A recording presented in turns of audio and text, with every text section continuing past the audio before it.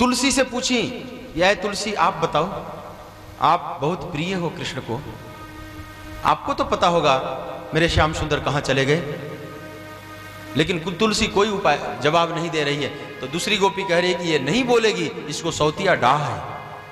फिर आगे बढ़ती हैं तो ऊंचे ऊंचे वृक्ष हैं वृंदावन में, उनसे पूछ रही हैं कि ये वृक्षों आपको तो पता होगा, आप बड़े ऊंचे ऊंचे हैं, आपको तो दिखाई पड़ रहे होंगे मेरे श्याम सुंदर कहाँ जा रहे हैं। लेकिन वहां से भी कोई उत्तर नहीं आया। तो एक गोपी कह रही है कि ये नहीं बताएंगे, इन्हें अपने बड़प्पन का अहंकार है। धरती पर घास उगे हुए हैं सुंदर सुंदर, तो गोपियों को लग रहा है कि पृथ्वी रोमांचित है जैसे, क्योंकि श्याम सुंदर के चरणों का स्पर्श पाकर धरती माता रोमांचित हो गई। वो घास जो निकले हैं ना, तो ऐसा भाव कर रही। तो हे धरती, आपको तो पता होगा, आप ही पर चलकर श्याम सुंदर गए होंगे कहीं, आप बताओ। लेकिन पृथ्वी से भी कोई उत्तर नहीं आ रहा। तब तक एक हिरनी बड़ी आनंदित होकर कुलाचे भरती हुई चली आ रही है।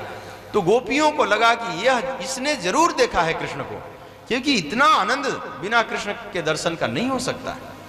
मतलब भक्त को कहीं भी आनंद दिखाई पड़ता है ना, तो उसमें आरोप कर लेता है कि ये जरूर भगवान का कहीं दर्शन किया है। तो हिरनी से पूछ रही कि हिरनी, तुमने तो देखा है, बड़ा आनंदित होकर जा रही हो, बताओ। तो हिरनी ने भी कुछ नहीं बताया, वो कुलाचे भरती हुई आगे चली गई, ओझल हो गई जाकर। अब गोपियां बड़ी परेशान हैं।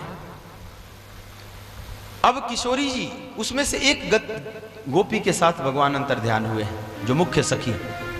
यहां सीधा राधा रानी का नाम नहीं लिया गया है, पर इशारा है उधर। तो किशोरी जी को करुणा हुई, दया आई कि यदि मैं गोपियों से दूर रहती हूं तो गोपियों का फिर मिलन कभी नहीं कृष्ण से हो पाएगा। तो गोपियों को तो अभिमान हुआ था, लेकिन राधा रानी को अभिमान नहीं हो सकता। उन्होंने मान किया, मान का नाटक किया एक तरह से, और बोली कि मैं तो थक गई हूं, मेरे से नहीं चला जा रहा। तो भगवान बोले कि थक गई हो तो आप मेरे कंधे पर बैठ जाइए। ये बोली हाँ, ये ठीक बात है। तो जैसे ही कृष्ण झुक गए और कंधे पर बैठना चाहिए, कृष्ण वहां से भी अंतर्ध्यान हो गए। अब गोपियां उनका चरण चिन्ह देखते हुई पहुंच जाती हैं और देखती हैं कि किशोरी जी को भी छोड़कर चले गए। अब गोपियों को और कृष्ण की महिमा समझ में आई कि वे किसी को भी छोड़कर जा सकते हैं। जरा भी मान अथवा अभिमान वे सहन नहीं कर सकते, वे किसी को छोड़ सकते हैं। उनका कहीं आसक्ति नहीं, उनको किसी से राग नहीं। अब सब गोपियां विरह में भर जाती हैं और भगवान का दर्शन पाने के लिए इतनी व्याकुल हो जाती हैं कि सुखदेव जी महाराज कहते हैं कि प्रिय परीक्षित, उनकी मानसिकता इतनी कृष्णमय हो गई कि थोड़ी देर के लिए उनको लगने लगा कि मैं ही कृष्ण हूं। कृष्णो हम पश्यत गति, उनमें आवेश हो गया कृष्ण का। यह कोई बनावटी नहीं, ये प्रेमाद्वैत इसको कहते हैं। प्रेम प्रगाढ़ जब हो जाएगा तो एक अद्वैत घटित हो जाता है, जैसे प्रेमी और प्रेमास्पद अब दो नहीं, एक ही। और गोपियां वहीं पर नाटक करने लगी, अनेकों प्रकार की लीलाएं करने लगी। एक गोपी अपना दुपट्टा उठा ली है और बोलती है, ब्रजवासियों आ जाओ, मैंने गोवर्धन उठा लिया है, सब लोग आ जाओ। एक गोपी लेट जाती है, उसके छाती पर पैर एक दूसरी रख देती है, कहती है मैंने पूतना को मार दिया है, आओ देखो। कोई खड़ी होकर कहती है मैंने कालिये नाग को नाच दिया है, अब तुम लोग चिंता ना करो। इस तरह से लीलाएं करने लगी। ध्यान दें, यह कोई नाटक नहीं, यह बनावटी नहीं, यह स्वाभाविक हो रहा है, नैसर्गिक हो रहा है। सुखदेव जी कहते हैं कृष्णो हम पश्यत गति, अपने में कृष्ण को देखने लगी, अपने को कृष्ण ही समझने लगी।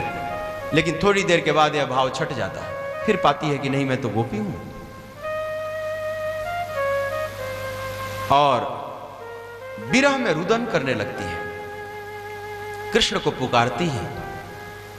मुरली बजा के मोहन क्यों कर लिया किनारा, मुरली बजा के मोहन क्यों कर लिया किनारा, अपनों से हाय कैसा व्यवहार है तुम्हारा, अपनों से हाय कैसा व्यवहार है तुम्हारा, मुरली बजा के मोहन क्यों कर लिया किनारा,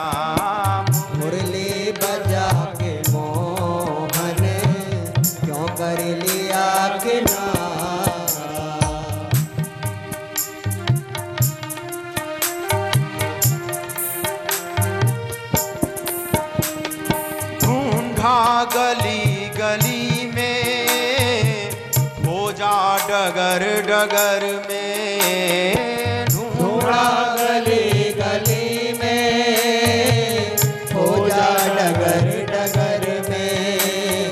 ढूंढा गली गली में, गली में खोजा डगर डगर में। ढूंढा गली गली में, खोजा डगर डगर में। मन में यही लगन है, मन में यही लगन है, दर्शन मिले दोबारा। मन में यही लगन है, दर्शन मिले दोबारा। मुरली बजा के मोहन क्यों कर लिया किनारा। मुरली बजा के मोहन क्यों कर लिया किनारा।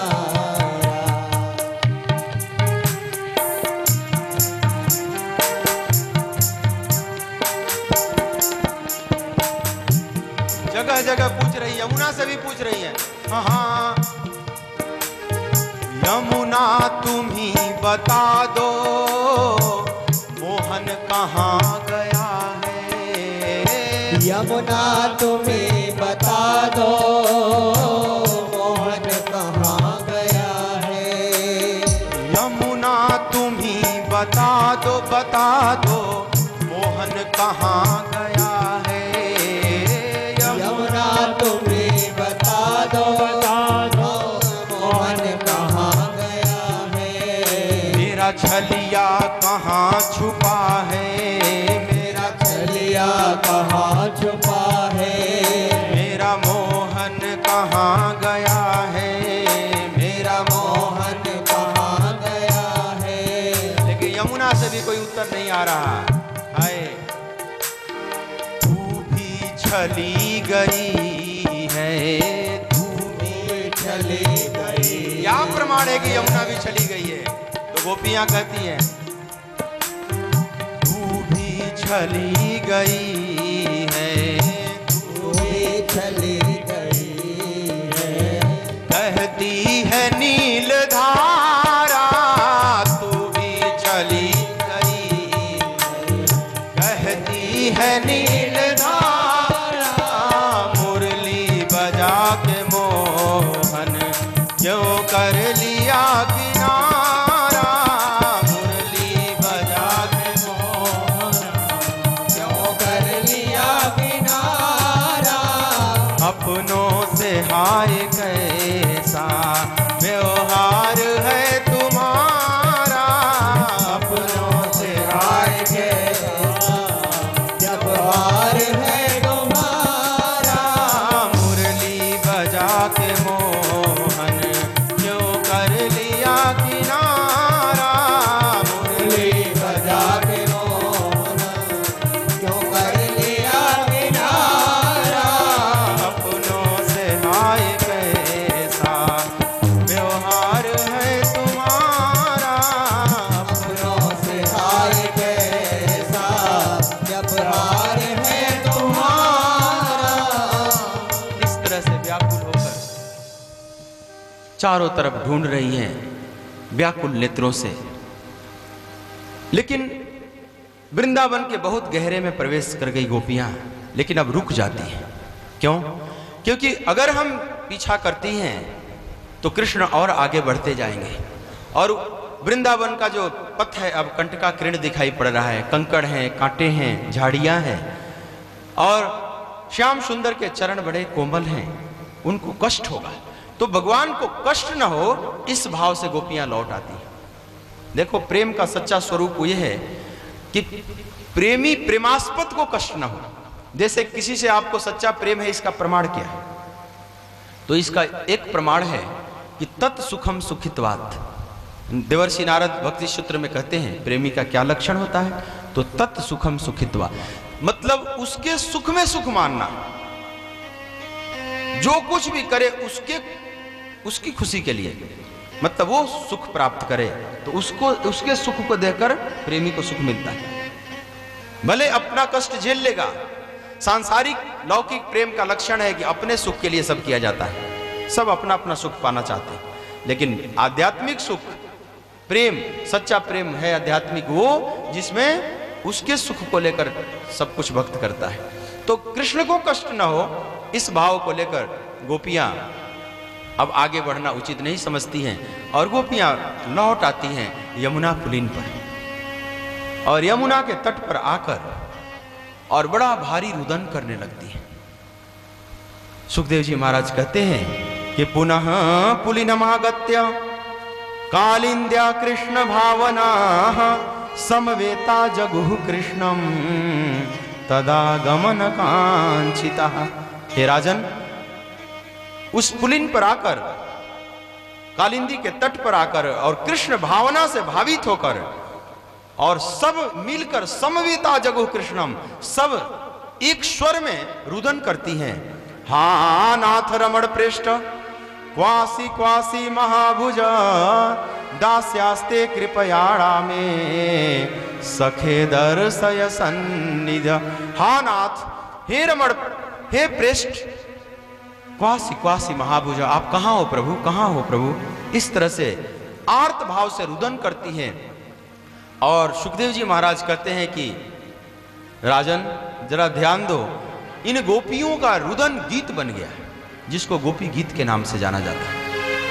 रास पंचाध्यायी का यह 31वां अध्याय गोपी गीत के नाम से जाना जाता है। ध्यान दें, किसी का गीत भी रोने रोने जैसा हो जाता है और किसी का रुदन भी गीत बन जाता है। एक आश्चर्य। कुछ लोग गाते हैं ना तो ऐसा लगता है कि जी करता है उठकर चले जाएं यहां से, और कोई कोई रोता भी है तो उसका रुदन भी गीत बन गया। अब गोपियों का रुदन समवेता जगुः कृष्णम, और सब रुदन करती है सुस्वरः सुस्वरः। अब कोई राग में पहले से ट्रेनिंग लेकर नहीं ये रुदन कर रही है कि पहले से ट्रेनिंग ले ली है कि इस राग में रुदन करना है, ऐसा नहीं। एक स्वाभाविक प्रेम का आवेश हुआ, विरह की वह वेदना प्रकट हुई और वह जो रुदन निकला वह एक छंद बन जाता है। उसको कहते हैं कनक मंजरी छंद। जिस राग में गोपियों ने रुदन किया है उसको कहते हैं कनक मंजरी। कनक मंजरी का मतलब होता है, कनक माने धतूरा होता है, तो धतूरा खाने पर एक नशा चढ़ता है ना, तो अगर भाव से इसको सुने तो आपके भीतर भी एक नशा चढ़ने लगेगा। अथवा कनक माने सोना भी होता है, तो सोने को देखकर भी लोगों में नशा चढ़ने लगता है। कनक कनक ते 100 गुना मादकता अधिकाय, एक खात बहुरात है देखत एक बहुरात। धतूरे से भी 100 गुना नशा है सोने में। धतूरे को तो खाने पर नशा चढ़ता है, लेकिन सोने को तो केवल देख लेने से नशा चढ़ने लगता है। तो कनक मंजरी राग माने धतूरा और सोने से को देखकर या खाकर जैसे नशा चढ़ता है, अगर भाव से इस गोपी गीत का श्रवण करें तो आपके भीतर भी एक प्रेम का नशा चढ़ने लगेगा। इसीलिए कई संत रात्रि के मध्य में जब पूरी दुनिया शांत सोती रहती है तो भाव से एकांत में, खासकर अगर पूर्णिमा की रात्रि हो तो और आनंद की बात, इस गोपी गीत का गान करते हैं। और यह गोपी गीत उन्हें भगवान के और करीब ले जाता है। गोपियों के इस रुदन को अगर कोई गाता है तो उसका जीवन और धन्य हो जाता है, प्रभु प्रेम प्रकट होने लगता है। और गोपी गीत जीवन का अंतिम रुदन है, ध्यान दें। इस रुदन के बाद फिर जीव को रोना नहीं पड़ता है, और इसी रुदन में जो थोड़ा अहंकार का मल आ गया था गोपियों के हृदय में, वह सब साफ हो जाएगा, बह जाएगा, निर्मल हो जाएगी गोपियां। तो रुदन हमें निर्मल करता है। धन्य है वे जो भाव से रोते हैं भगवान की याद में, यह हृदय को निर्मल और स्वच्छ करता है। सुखदेव जी महाराज कहते हैं कि समवेता जगुः कृष्णम, कृष्ण की याद में समवेत स्वर में सब रुदन करती है, और यहीं से गोपी गीत प्रारंभ हो जाता है। आइए गोपी गीत का आप गायन का भाव से श्रवण करें। हमारे वृंदावन के कलाकार आए हुए हैं, श्याम सुंदर जी, पराशर जी और हमारे पैड पर हैं, सब भाव से इस गोपी गीत को गाएंगे और आप सभी इसका श्रवण करें भाव से। बोलिए भक्त वत्सल भगवान की जय। जयति तेधिकं जन्म मना व्रज प्रयति इंदरा शाश्वतत्र हि दयति दृश्यता जेच्छुतावका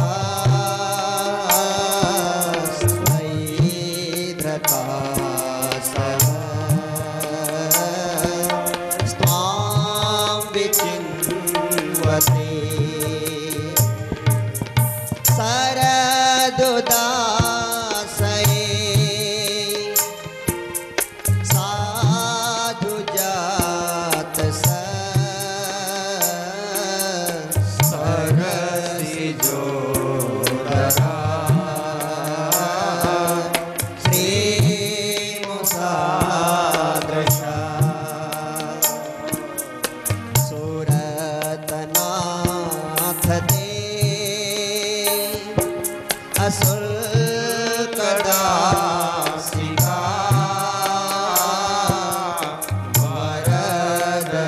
वरदनिघ्नतो नेह किं वद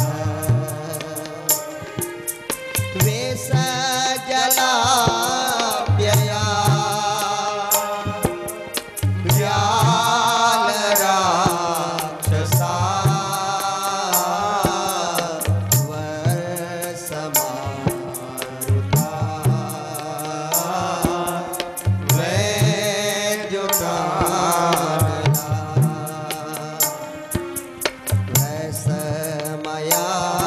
आत्मजा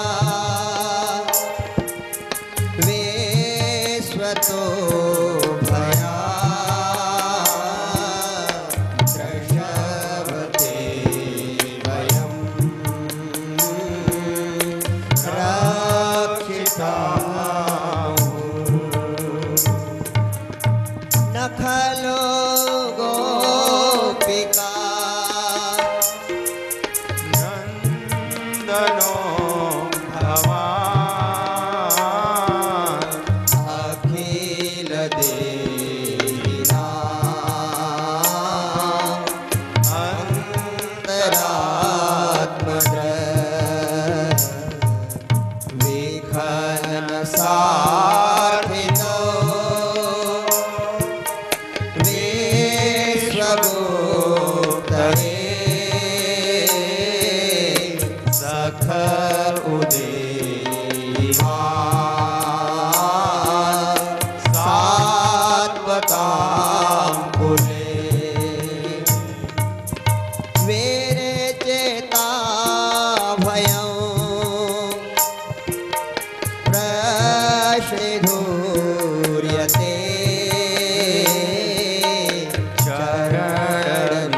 चरणनीयुषा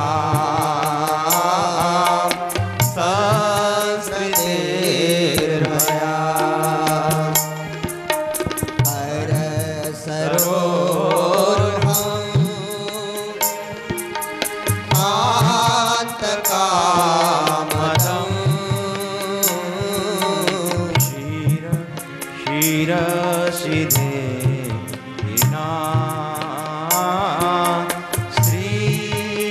श्रीकराग्रहा प्रजजनातिथं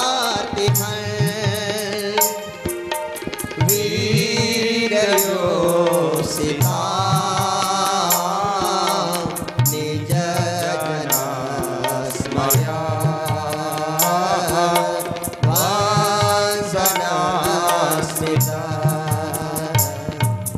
भज सखे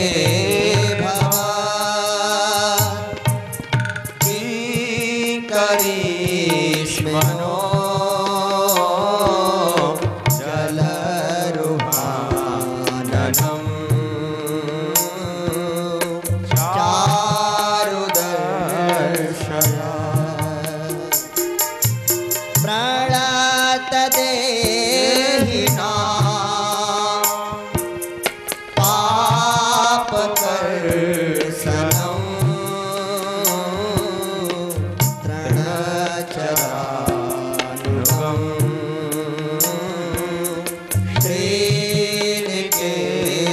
रतनम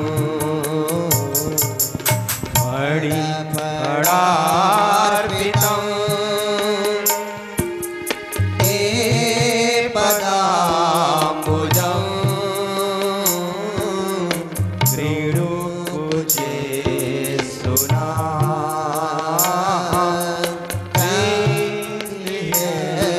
क्षयं मधुरया गिरा वल्गुवाक्यया बुधमनोज्ञया ओस्करेक्षण विधि करी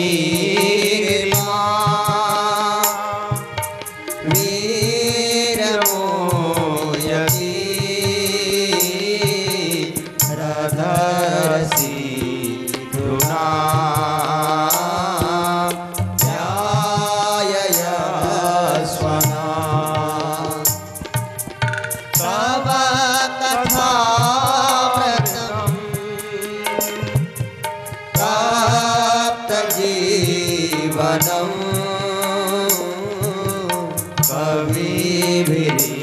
कविभिरीडितं कल्मषापहं श्रवणमङ्गलं श्रीमदाततं भुवि गृह्णन्ति ते भूरिदा जना प्रहसितं प्रिया प्रेमवीक्षणं विहरणं च ते ध्यानमङ्गलं रहसि संविदं यावने स्पृशः कुहकनो मनः क्षोभयन्ति चलति यत्प्रजा चारयन् पशु नलिन सुन्दरम् नाथ ते पदम् शीलतृणाङ्गुरै सीदति तिनः बलिलतां मना कान्तगच्छति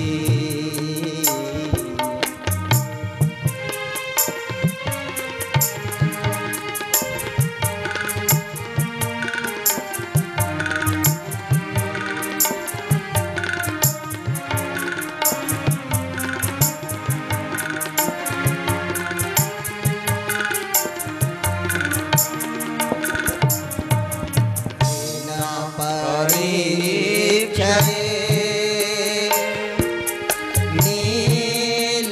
नीलकुन्तले वनरुहाननं विप्रदाव्रतं धनरजस्वलं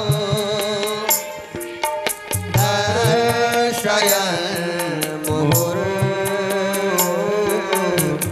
मुहुर्मनसिना स्मरं वीरयक्षति प्रणतकामदं पद्मजार्जितं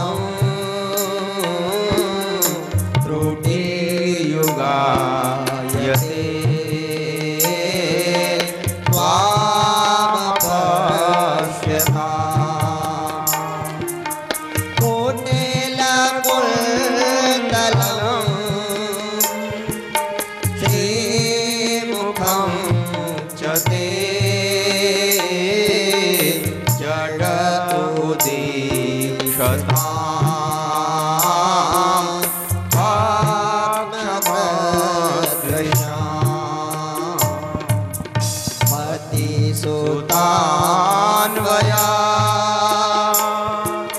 भ्रातृबान्धवा नतिविना जये अन्यथा गता गतिविधिस्तवो गीतमोहिता हितवयोसिता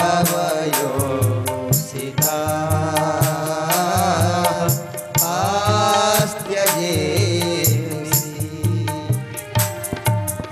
रहसि संविदं रक्षयोदयं प्रभासिताननं प्रेमवीक्षणं बृहदुरास्त्रियो वीक्षधामते मुहुरति स्पृहा मुह्यते मनः व्रजवनौकसा व्याप्तिरङ्गते व्रजेनहन्त्रयं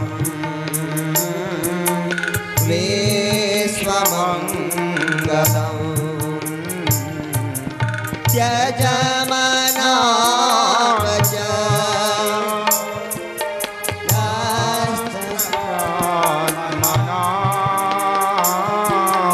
स्वजनहृदुजा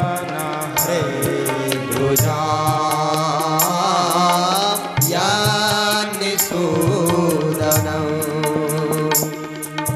स्वजनहृदुजा यान्निसूदनं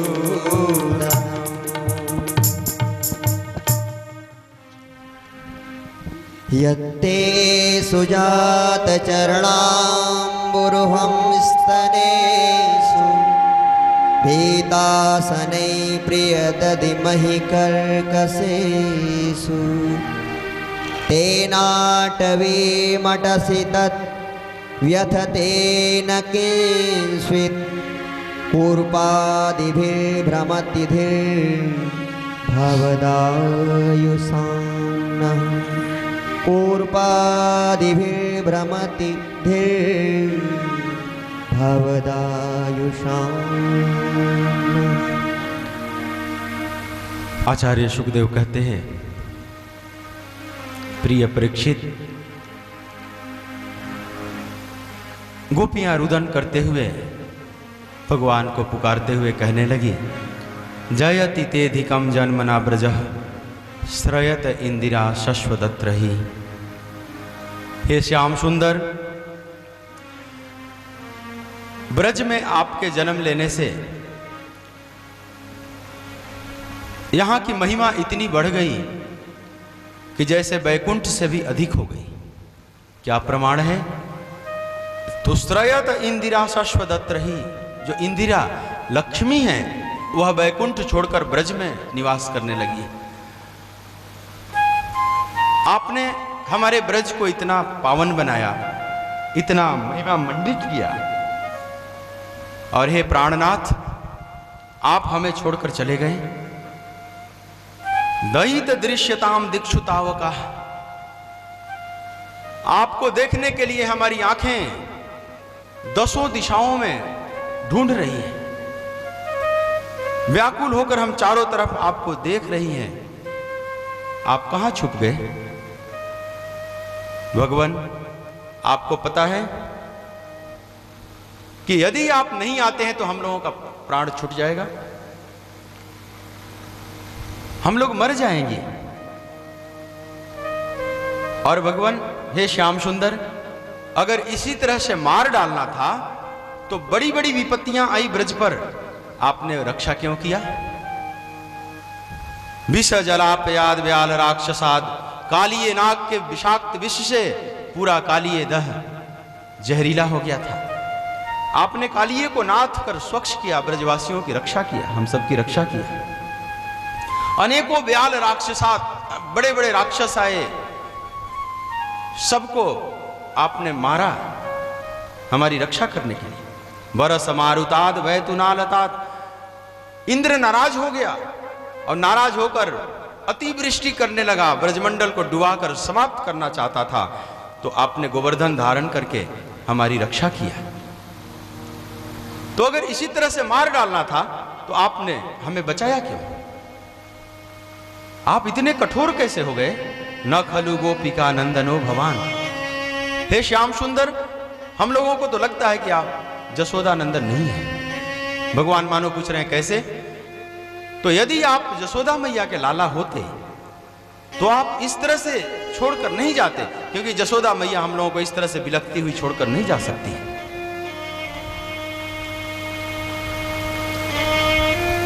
और यदि आप कहें कि नहीं, मैं तो अखिल देही नाम अंतरात्म दृक्, समस्त देहधारियों का अंतर दृष्टि हूं, अंतर साक्षी प्रभु हूं, तो यदि आप सबके अंतर साक्षी प्रभु हैं, सबके हृदय में रहने वाले हैं, तो हमारे हृदय में भी रहने वाले हैं। आप हमारे भी हृदय में हैं, तो अगर हमारे हृदय में हैं तो आप हमारी पीड़ा को आप जरूर समझ रहे होंगे। तो आप हमारी पीड़ा को अनुभव करके भी क्यों आप छुपे हुए हैं? बिखन सारथी तो विश्वगुप्त, ब्रह्मा जी की स्तुति करने पर विश्व की रक्षा करने के लिए आप प्रकट हुए हैं, अवतरित हुए हैं। तो आपने, आपकी वृदावली है कि मैं विश्व की रक्षा करूंगा, तो विश्व में तो हम सब भी हैं, तो हमारी रक्षा करना भी आपका कर्तव्य है। हमें इस तरह से मरने के लिए छोड़कर आप कहां चले गए प्रभु? हे सखे सखा उदय ईवान सात्वताम कुले, विश्व की रक्षा करने के लिए आप इस सात्विक कुल में अवतरित हुए हैं। प्रभु इस तरह से आप हमें छोड़कर न जाएं।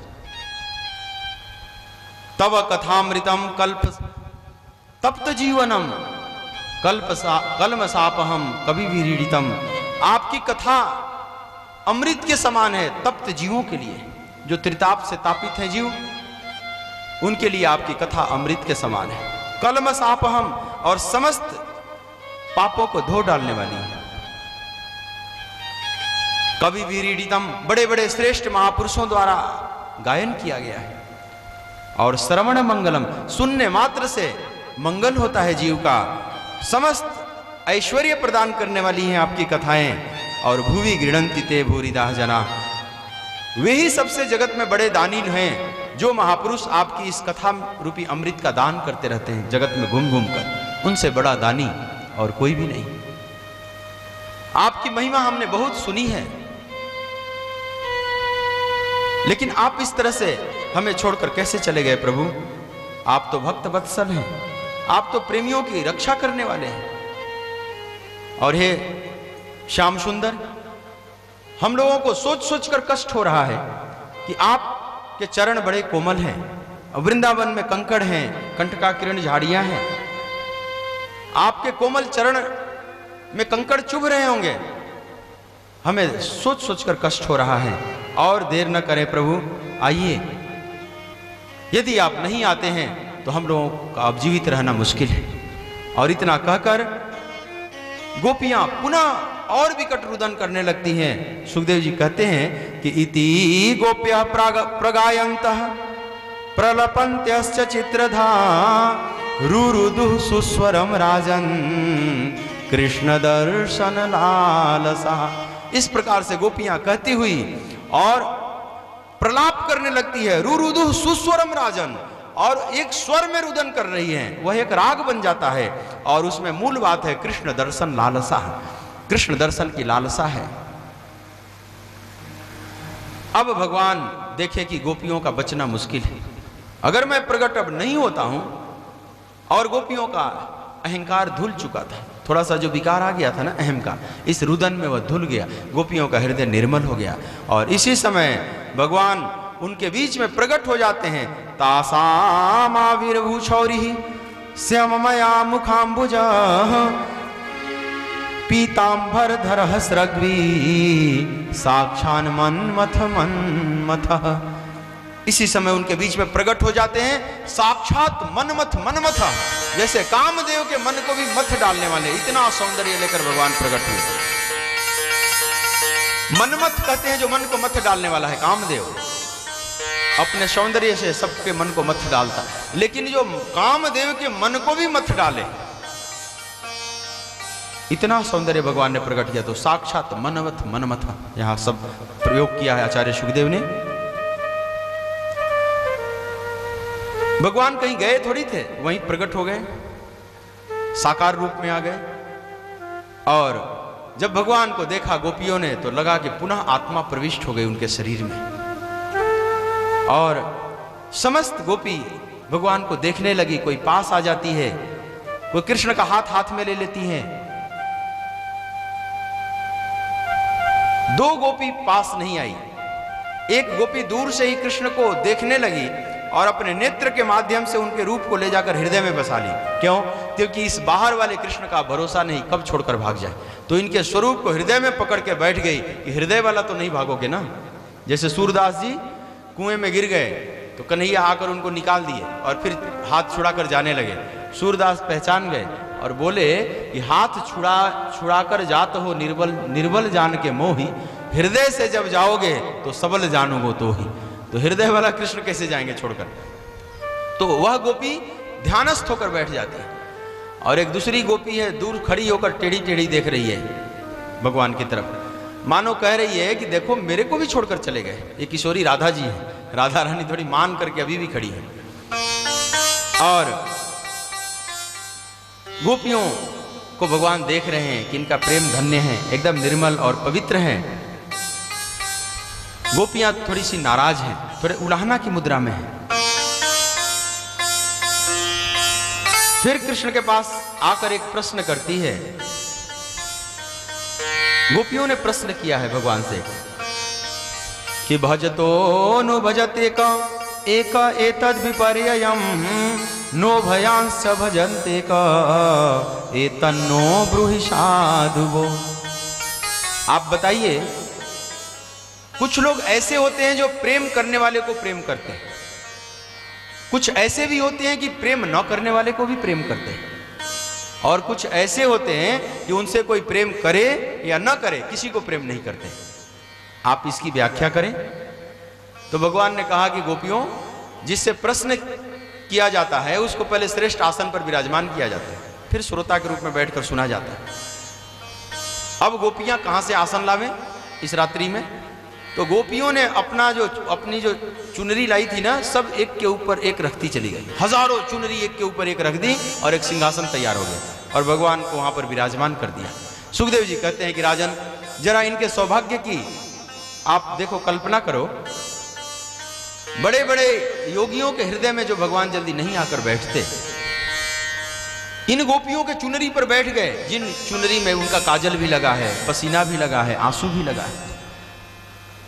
किसी जन्म की बड़े बड़े ऋषि मुनि हैं, बड़े पुण्यात्मा लोग हैं सब, ये कोई साधारण नहीं है। और भगवान उनके उस चुनरी पर बैठ जाते हैं और अब प्रश्न का उत्तर देना प्रारंभ करते हैं। देवियों, तुम लोगों ने पूछा ना, तो भगवान ने कहा कि इसमें प्रेम कम, व्यवहार ज्यादा है। जैसे मित्र मित्र का प्रेम, मित्र एक दूसरे से प्रेम करते हैं तो ये दोनों तरफ से व्यवहार है, इसमें बहुत प्रेम की गहराई नहीं होती। कुछ ऐसे भी लोग होते हैं जो प्रेम ना करने वाले को भी प्रेम करते हैं, इसमें काफी हद तक प्रेम है। जैसे माता पिता का प्रेम, गुरु का प्रेम शिष्य के प्रति। संतान न भी प्रेम करे तो भी माता पिता तो प्रेम करते ही हैं। कई बार शिष्य भी नाराज हो जाता है या अश्रद्धा हो जाती है, इधर उधर भटक जाता है, फिर भी गुरु शिष्य से प्रेम करता है कि बेचारा नासमझी में इधर उधर भटक गया, फिर आएगा लाइन पर। गुरु का प्रेम नहीं छूटता। और तीसरी बात जो गोपियों ने पूछा कि कुछ ऐसे भी होते हैं कि उनसे कोई प्रेम करे या न करे, वे किसी से प्रेम नहीं करते। तो भगवान उसका समाधान देते हैं कि इसमें 4 प्रकार के लोग होते हैं देवियों। उसमें आत्माराम, आप्तकाम, अकृतज्ञ और गुरुद्रोही, मतलब महान अपराधी। भगवान उसकी व्याख्या करते हुए कहते हैं कि कुछ लोग होते हैं आत्माराम, मतलब वो सदा उनको ज्ञान हो चुका होता है और पूरा जगत ब्रह्म रूप में देखते हैं, अपने आत्म रूप में ही देखते हैं, उनको छोड़कर और कुछ बचता ही नहीं। तो जब द्वैत बचता ही नहीं तो कौन किससे प्रेम करेगा? वहां द्वैत बचा नहीं, प्रेम के लिए तो द्वैत चाहिए। तो ये आत्माराम महापुरुष। दूसरे हैं आप्तकाम, कुछ ऐसे महापुरुष हैं जिनको कोई कामना नहीं, समस्त कामनाओं से बाहर निकल चुके हैं, केवल भगवान की भक्ति में लीन रहते हैं। उन्हें पता ही नहीं कौन उन्हें प्रेम कर रहा है या नहीं कर रहा है, इससे उनको कोई मतलब नहीं रहता, वो सदा भगवान के प्रेम में डूबे रहते हैं।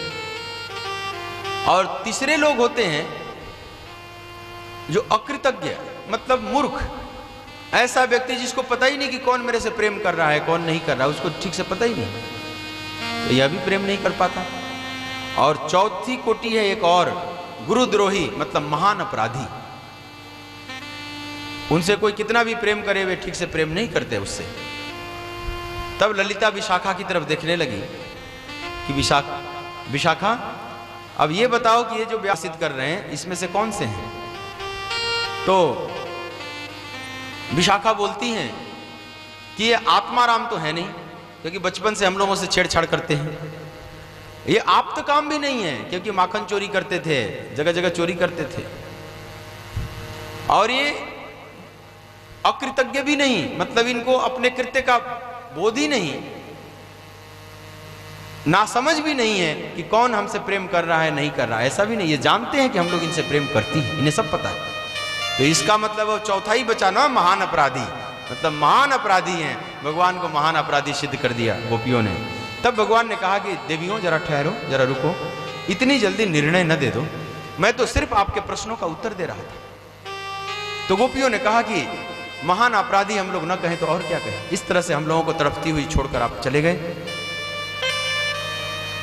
भगवान ने कहा कि देवियों, मैं तो जानबूझकर अंतर ध्यान हो गया, तुम्हारे हृदय में जो प्रेम छुपा हुआ था मैं उसको और प्रकट करना चाहता था। गोपी गीत रूपी जो मक्खन छुपा हुआ था मैं उसको प्रकट करके बाहर निकालना चाहता था कि जगत के लोग देख लें कि भक्त का प्रेमी कैसा होता है। जैसे मछली को जल से बाहर रख दिया जाए और मछली तड़प तड़प कर मर जाएगी जल के बगैर, इस तरह का प्रेमी भक्त होता है कि भगवान के बिना वो नहीं जिंदा रह सकता। तो जो गोपी गीत रूपी मक्खन छुपा हुआ था, इसी विरह के मंथन में वह मक्खन बाहर आ गया और जगत को दिखाई पड़ गया। मैं जगत को दिखाना चाहता। इस प्रकार की बात गोपियों ने सुनी तो गोपियों को बहुत बात अच्छी लगी, गोपियां खुश हो जाती हैं। और अब भगवान महारास करने का संकल्प लेते हैं। सुखदेव जी महाराज कहते हैं कि बड़ा सुंदर महारास प्रारंभ होता है।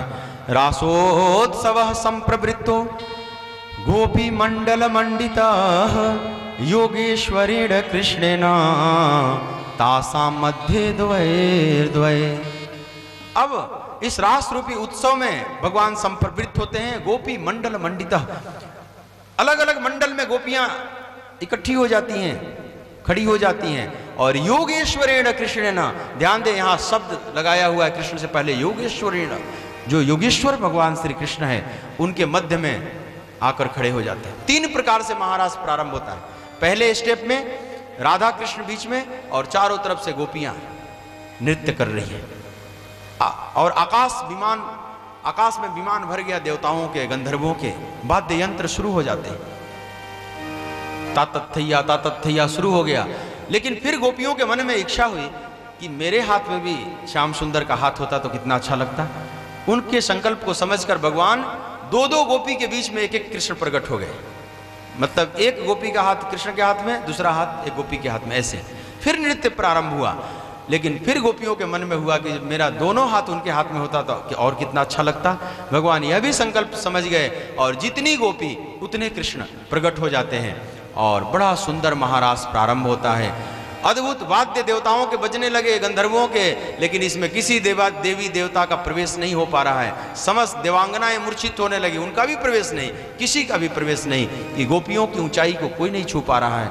और सुंदर नृत्य होता है और वह पावन वृंदावन का अद्भुत दृश्य। राधा नाचे कृष्ण नाचे, नाचे गोपी जाना, राधा नाचे कृष्ण नाचे, नाचे गोपी जन। राधा नाचे कृष्ण नाचे, नाचे गोपी जाना, राधा नाचे कृष्ण नाचे, बंगाली धुन है। नाचे गोपी जाना, मन मेरो बन गयो सखीरी पावन वृंदावना, मन मेरो बन गयो सखीरी पावन वृंदावन। जब पावन हृदय ही वृंदावन है, जब आपका भी हृदय पावन हो जाएगा तो समस्त हमारी शुद्ध चित्त वृत्तियां ही गोपी हैं और भगवान के साथ वो नृत्य करने लगती है। हाँ, राधा नाचे कृष्ण नाचे, नाचे गोपी जाना, राधा नाचे कृष्ण नाचे, नाचे गोपी जाना, मन मेरो बन गयो सखीरी पावन वृंदावना, मन मेरो बन गयो सखीरी पावन वृंदावन।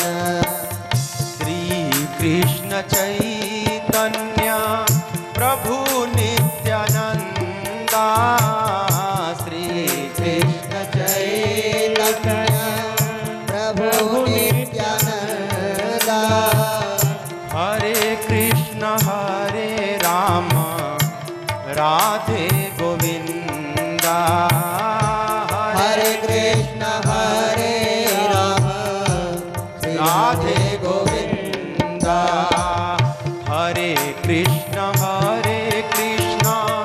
कृष्ण कृष्ण हरे हरे, हरे कृष्ण हरे कृष्ण कृष्ण कृष्ण हरे हरे, हरे राम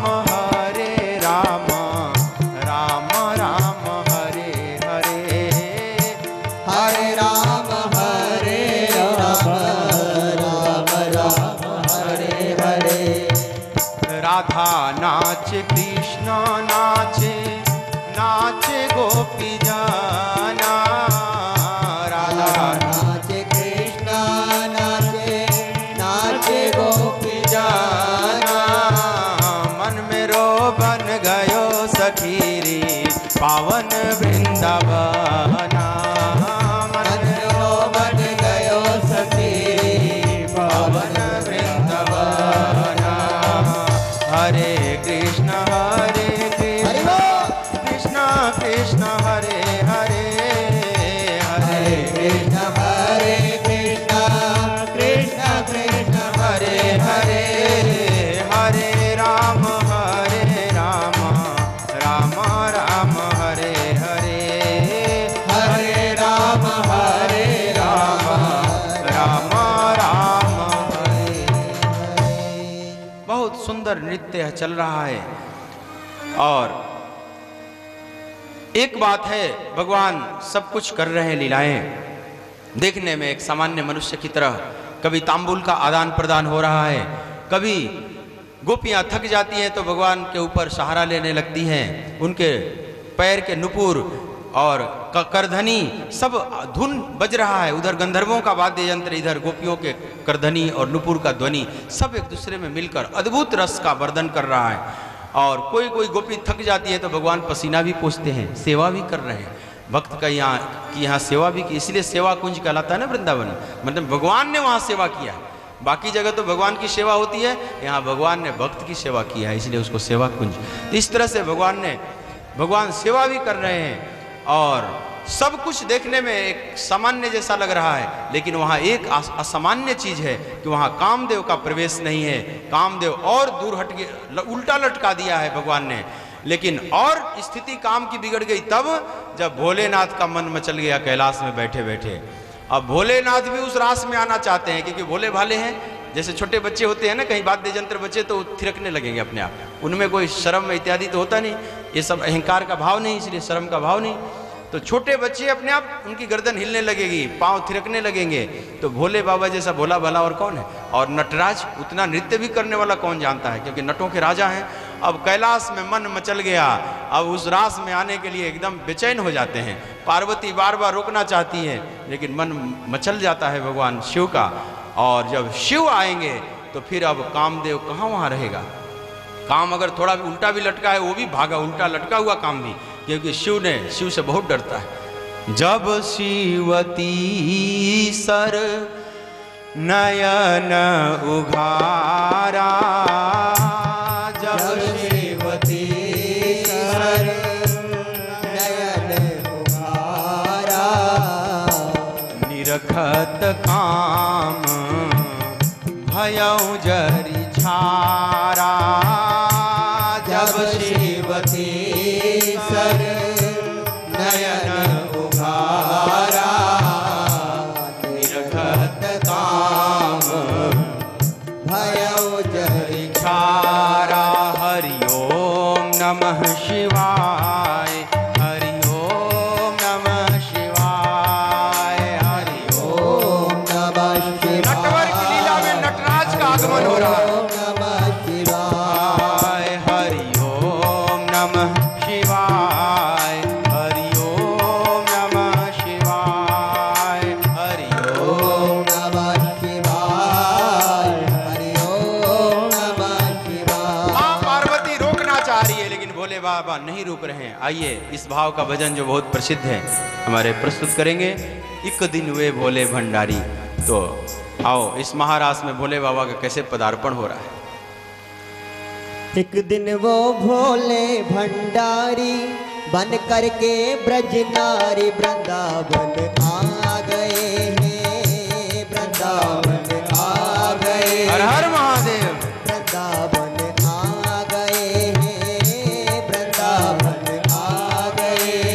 पार्वती भी मना के हारी, ना माने त्रिपुरारी। वृंदावन आ गए हैं, वृंदावन आ गए हैं, वृंदावन आ गए हैं, वृंदावन आ गए हैं। एक दिन वो भोले भंडारी बन करके ब्रज नारी वृंदावन आ गए हैं, वृंदावन आ गए हैं।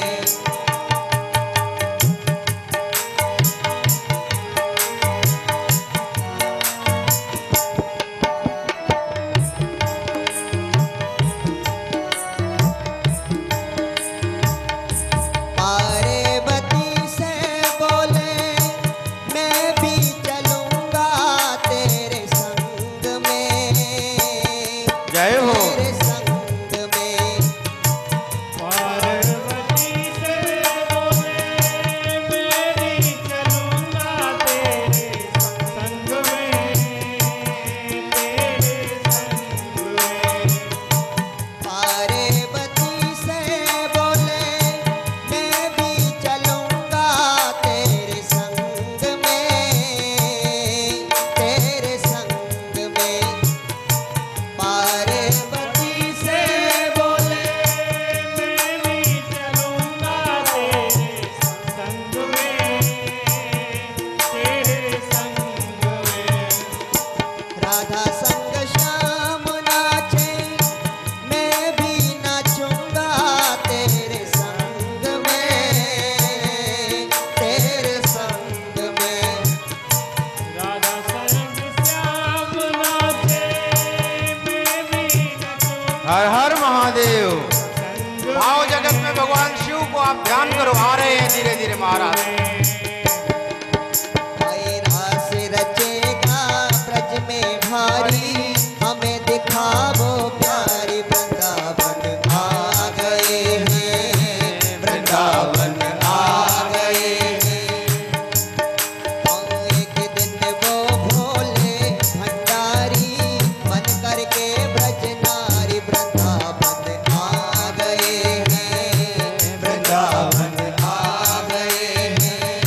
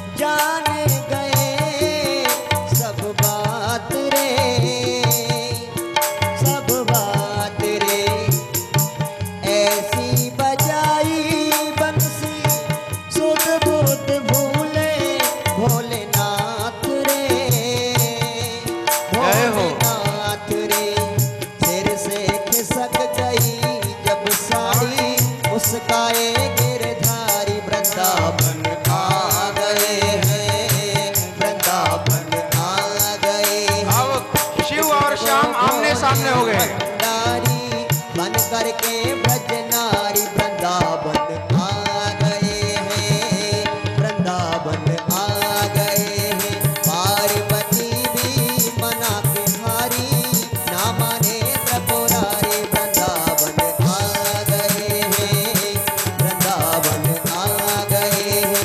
एक दिन वो भोले भंडारी बन करके ब्रज नारी वृंदावन आ गए हैं, वृंदावन आ गए हैं, वृंदावन आ गए हैं। बोलिए उमापति महादेव की जय। भगवान शिव की स्थिति को आप देखें, मचल गए हैं। माँ पार्वती समझा रही है कि वहाँ तो नारी वेश का ही प्रवेश है, नारियों का, तो कहते हैं कि चाहे मेरे को नारी ही बना दो। मतलब यहाँ शर्म को बिल्कुल हटाकर दूर कर दिया। भगवान शिव नारी भी बनने के लिए तैयार है। जैसे छोटे बच्चे को आप कोई भी ड्रेस पहना दो, इसको लड़का है तो लड़की बना दो, उसको कोई फर्क नहीं पड़ता। तो भोले बाबा इतने भोले वाले हैं कि चाहे बना दो तुम गोपिका ही बना दो, लेकिन जाऊंगा जरूर। मन मचल गया है बिल्कुल, अब रुकेंगे नहीं। और जैसे तैसे मेकअप करके भेज दी माँ पार्वती, लेकिन जब भगवान कृष्ण ने ऐसी बंसी बजाई कि अब कहाँ होश है भोले बाबा को, और सब सिर से खिसक गई जब साड़ी, तो मुस्कुराए बनवारी। जरा उस दृश्य को देखो, इधर कैसे एक आदि योगेश्वर एक योगेश्वर दोनों आमने सामने हैं। एक विश्वनाथ, एक जगन्नाथ, एक नटवर, एक नटराज, एक शिव, एक श्याम, दोनों आमने सामने हैं। कितना अद्भुत दृश्य है। और जब दोनों नृत्य करने लगे उस महारास में, क्योंकि भोलेनाथ तो अब साड़ी बड़ी गिर गई, उनको होश नहीं, फिर से आ गए अपने रूप में। तो अच्छा जरा भाव में कल्पना करो तो कि दोनों जब नाच रहे हैं, एक तरफ भगवान कृष्ण नाच रहे हैं, एक तरफ भगवान शिव नाच रहे हैं, तो कौन उसमें जीतेगा? शिव जीतेंगे कि कृष्ण जीतेंगे? मेरे को तो लग रहा है भोले बाबा जीत जाएंगे। क्यों? क्योंकि भोले बाबा जब नृत्य करेंगे तो उनको तो अब वस्त्र संभालने का भी भान नहीं है, वो तो नंग धड़ंग हो जाएंगे तो भी नाचते रहेंगे। और भगवान कृष्ण तो मर्यादा के तहत अब पीताम्बर पटका न गिर जाए, तो कहीं मुकुट न गिर जाए, कहीं बंसी न छूट जाए। अब वस्त्र संभालने का भी एक तो टेंशन है ना। तो जब पूरे मूड में आ जाएंगे ना दोनों, तो फिर नटराज जीत जाएगा। नटराज नटवर पर भारी पड़ेगा ऐसा लगे। इसीलिए आप नटराज की प्रतिमा देखे होंगे ना, पूरा सामवेद उसमें छुपा, उसमें वस्त्र नहीं पहनाया जाता। दक्षिण भारत की वो बहुत कीमती प्रतिमा चुरा अंग्रेज लोग लेकर चले गए हैं, लंदन के म्यूजियम में रखा हुआ है। कोहिनूर हीरा, दक्षिण भारत का वो नटराज, बहुत विज्ञान है उसमें। वे दोनों प्रतिमाएं नहीं देते हैं। ओलंपिक हुआ था तो उसमें निकाला गया था एग्जीबिशन में, बहुत उसमें विज्ञान, पूरा सामवेद जैसे पिरो दिया गया उस नटराज के प्रति। तो नटराज में आप देखेंगे कहीं वस्त्र नहीं है, क्योंकि वस्त्र भी तो बाधा हो जाएगी ना पूर्ण नृत्य में। तो भोले बाबा जब पूरे मूड में आ जाएंगे तो फिर कौन टिकेगा उनके सामने? भगवान कृष्ण भी फिर पीछे हट जाएंगे, भैया इनके सामने अब ठीक नहीं। तो इतने मस्त होकर नाच रहे हैं भगवान शिव।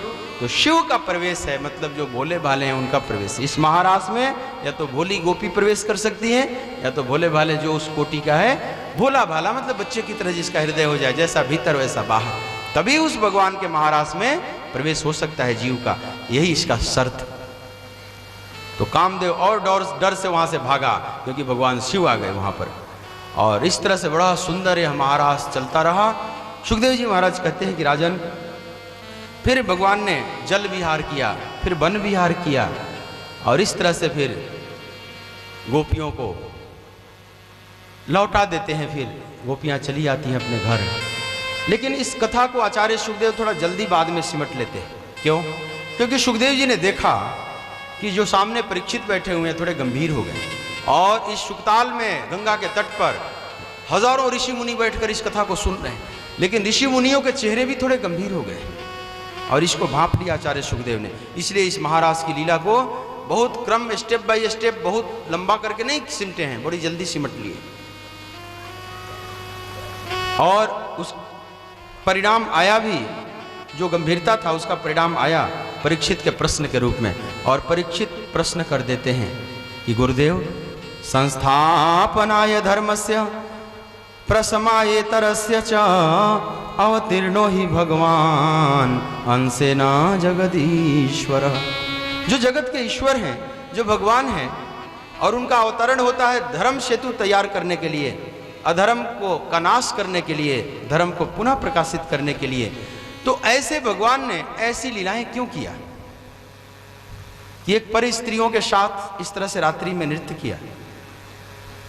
ये तो धर्म जैसा नहीं लग रहा है गुरुदेव। और कलयुग के जीवों के लिए तो और भी जल्दी मिल जाएगा बहाना। वहाँ तो छिद्र चाहिए, वो तो होल बना देंगे पूरा। एक बहाना चाहिए कि जब कृष्ण ने किया है तो हमें क्या दिक्कत है। तो भगवान ने इसमें क्या संदेश दिया, उन्होंने ऐसी लीलाएं क्यों की, ऐसी बातें रखी। तो आचार्य सुखदेव इसका समाधान देते हैं। 4 प्रकार से समाधान दिए हैं। एक तो सुखदेव जी महाराज कहते हैं, पहला कि धर्म व्यतिक्रमो दृष्ट ईश्वराणाम च साहसम। जो ईश्वर है वह धर्म का अतिक्रमण भी कर सकता है। धर्म अधर्म सब जीव के लिए है, ईश्वर के लिए नहीं। धर्म का नियम ईश्वर पर लागू नहीं होता, ईश्वर धर्म से बाहर है, परे है।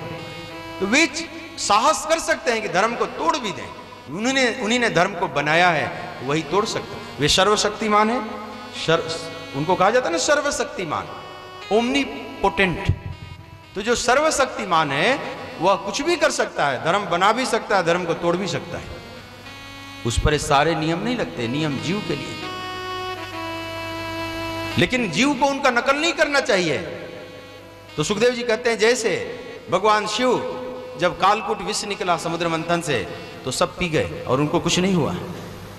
और जीव अगर थोड़ा सा भी उस कालकूट विष का स्पर्श कर ले तो बच नहीं सकता। तो शिव का नकल करना है तो या तो पूरी तरह से करो, लेकिन नहीं आप कर सकते तो जो वे कर रहे हैं उसका नकल नहीं करना है। और वे क्यों कर रहे हैं वही जाने। और दूसरी बात कि जो समर्थ होते हैं उनको दोष नहीं लगता है। जैसे गंगा में बहुत से नदी नाले भी आ जाते हैं, सब मिलकर गंगा ही हो जाते हैं। दुर्धर्ष अग्नि में भला बुरा जो डाल दो सब जलाकर राख कर देती है। सूर्य गंगा जल को भी स्पर्श करता है, नाली के जल को भी स्पर्श करता है, लेकिन फिर भी सूर्य अपवित्र नहीं हो जाता है। तो ईश्वर पर कोई दोष नहीं लगता, उसमें कोई बंधन नहीं है। लेकिन यह समाधान आज के आधुनिक युग मानसिकता को तो गले नहीं उतरेगा। तो फिर दूसरा समाधान देते हैं आचार्य सुखदेव कि राजन, भगवान छोड़कर और इस जगत में कुछ है ही नहीं। अगर ज्ञान की दृष्टि से देखो, वेदांत की दृष्टि से, तो एक ब्रह्म छोड़कर और दूसरा कुछ है ही नहीं। वही ब्रह्म एको हम बहुश्यामा, बहुत से रूपों में लीलाएं कर रहा है अभिव्यक्त होकर। तो जब उसको छोड़कर और कुछ है ही नहीं तो उसमें अलग से विकार कहां से आएगा। यह लीला ऐसे हो रही है राजन, जैसे कोई छोटा बच्चा प्रतिबिंब देखता है, दर्पण में अपने प्रतिबिंब को देखता है और प्रतिबिंब के साथ ही खेलने लगता है। तो भगवान का ही ये सब जलवा है, उन्हीं का सब प्रतिबिंब है। तो जो जिसके साथ वो खेल रहे हैं वो अपने ही साथ खेल रहे हैं, इसमें अलग से विकार आने जैसी कोई बात नहीं। और तीसरी बात भक्ति से समाधान देते हैं आचार्य सुखदेव कि जरा प्रिय परीक्षित सोचो, जिस परमात्मा का नाम लेने से मात्र से हृदय शुद्ध हो जाता है, लोग निर्मल हो जाते हैं, क्या उस परमात्मा में विकार हो सकता है? जिसके नाम लेने मात्र से जीव पावन हो जाता है, क्या उसमें विकार हो सकता है? तो मानो परीक्षित पूछ रहे हैं कि गुरुदेव यह बात ठीक है कि भगवान में विकार नहीं है, उनमें नहीं आ सकता विकार, लेकिन गोपियों में तो आ सकता है। तो इसका समाधान देते हैं आचार्य सुखदेव कि ठीक है राजन, अगर तुम मानते हो कि मान लो गोपियों में आ सकता है, तो जीव में जो कुछ भी गुण है अथवा अवगुण है, अगर उसका सीधा संबंध वह भगवान से कर देता है तो सब गुण अवगुण सब दिव्य हो जाते हैं, सारे गुण अवगुण दिव्य हो जाते हैं। इसलिए तुम्हारे में जो भी है सब भगवान से जोड़ दो। अगर काम का भी भाव है तो वह भी भगवान से जोड़ने से वह दिव्य हो जाता है, वह भगवान को प्राप्ति कराने वाला हो जाता है। तो गोपियों के पास जो कुछ भी था सब भगवान से जोड़ दिया और वे दिव्य हो गई और दिव्यता को प्राप्त कर ली। इस तरह से आचार्य सुखदेव ने यहाँ पर समाधान दिया, परीक्षित का समाधान हो जाता है। और आचार्य सुखदेव कहते हैं कि देखो, यह प्रश्न बहुतों के मन में आज भी उठता है। स्वामी विवेकानंद जब अमेरिका गए तो वहाँ के लोगों ने इनसे प्रश्न किया कि कैसा भगवान आपका कि चांदनी रात में पर स्त्रियों के साथ नृत्य करता है, भगवान कैसे हो सकते हैं? लेकिन स्वामी विवेकानंद के लिए उन दिनों खासकर उन अमेरिकनों को समझाना आसान नहीं था, क्योंकि पश्चिम का धर्म ही अलग है। वहां ऐसा नाचता हुआ कृष्ण और नाचता हुआ धर्म वहां है ही नहीं, बड़ा उदास है। क्रॉस पर लटके हुए जीसस क्राइस्ट, बड़ी उदासी है। आप कभी गिरजाघर में जाएं, अगर बांके बिहारी मंदिर में आप दर्शन किए हैं और किसी चर्च में जाकर दर्शन करो, आपको लगेगा कि एक दूसरी दुनिया में आ गया। चर्च में कोई नृत्य का भाव ही नहीं, वो फूल बंगले, वो झांकी, वहां कोई स्थान ही नहीं इस सब चीज के लिए। वहां तो बड़ी उदासी है, क्रॉस रखा हुआ है, यही क्रॉस जिस पर लटकाए गए जीसस, मरियम के पुत्र, उनको सूली दे देकर ठोक ठोक कर कील और मारा गया। और वही क्रॉस आज वो पवित्र मानते, पता नहीं वो पवित्र होना चाहिए कि पवित्र होना चाहिए, लेकिन वही उनका प्रतीक चिन्ह बन गया, गले में लटका कर चलते। तो बड़ी उदासी है, जीसस लटके हुए हैं, खून की धाराएं बह रही हैं। कभी उस चित्र को देखो, क्या वहां नृत्य करोगे? इतना दुखद दृश्य दिखाई पड़ रहा है, वहां कौन नाचेगा? उनकी समझ से बाहर बात चली जाती है कि बंसी बजाता हुआ नृत्य की मुद्रा में नटवर के भेष में ऐसा सज धज कर ऐसा भगवान भी हो सकता है। लेकिन सच्चा भगवान ऐसा ही हो सकता है, भगवान जो सदा आनंद में है, जो सच्चिदानंद है, जो आनंद स्वरूप है, जहां आनंद की लहरें उठ रही हैं, उसमें केवल रुदन कहां से है? वो तो आनंद स्वरूप है। या कहीं यहूदियों के भी मंदिर में जाएंगे, जिंदो आवेस्ता है उनके, वहां भी पारसियों में उतना आनंद नहीं है। जिन इनके ओल्ड टेस्टामेंट है यहूदियों के, वहां भी ईश्वर बड़ा भयानक है, बड़ा जबरदस्त है, बड़े बड़े दंड देने वाला। मुसलमानों के मस्जिद में जाओ, कहीं नृत्य संगीत का वहां स्थान ही नहीं, मस्जिद में कोई गा नहीं सकता, कोई बजा भी नहीं सकता। एक तरह से बड़ी उदासी है। तो मंदिर और उसमें बड़ा फर्क पड़ जाता है। और सनातन धर्म अनेक आयामों में विकसित हुआ है। यहाँ नाचते हुए भी भक्त मिलेंगे, यहाँ मीरा चैतन्य जैसे भी मिलेंगे, यहाँ बुद्ध जैसे बिल्कुल ध्यानस्थ भी मिलेंगे, बीच वाले भी मिल जाएंगे, पतंजलि जैसा योग करते हुए। सारे रस यहाँ प्रकट हुए हैं। ये भारत भूमि है, ये रस सब जगह नहीं मिलेगा, और यही उचित है। तो स्वामी विवेकानंद से जब पूछा कि कैसा भगवान, तो उत्तर देना, शब्दों में समझाना बहुत कठिन था। लेकिन स्वामी जी ने इतना ही कहा कि आप लोग इतना ही समझ लो कि इस महाराज की कथा का वर्णन